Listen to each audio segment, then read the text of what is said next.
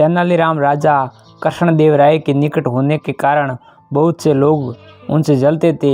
उनमें से एक था राजा रघु नाम का एक ईर्ष्यालु फल व्यापारी। उसने एक बार तेनालीराम को षड्यंत्र में फंसाने की युक्ति बनाई।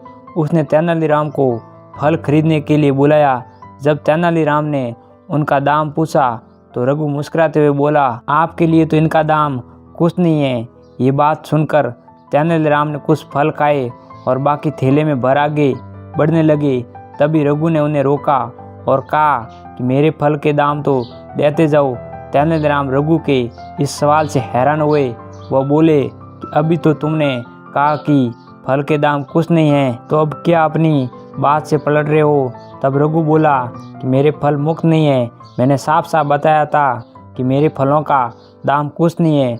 अब सीधी तरह मुझे कुछ नहीं दे दो, वरना मैं राजा कृष्णदेव राय के पास फरियाद लेकर जाऊंगा और तुम्हें कठोर दंड दिलाऊंगा।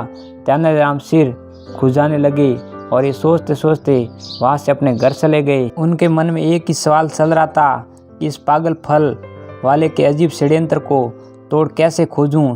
इसे कुछ नहीं कहा से लाकर अगले ही दिन फल वाला राजा कृष्णदेव राय के दरबार में आ गया और फरियाद करने लगा।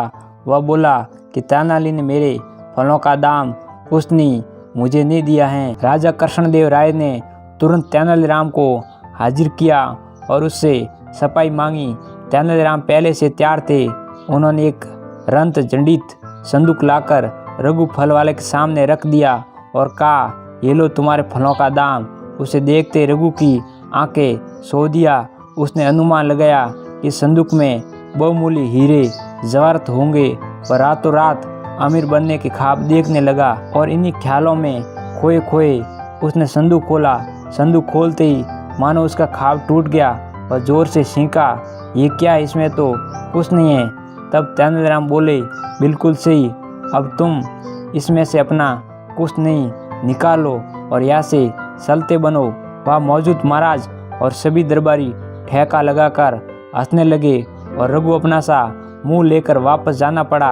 एक बार फिर तेनालीराम ने अपने बुद्धि और सुतराई से महाराज का मन जीत लिया था।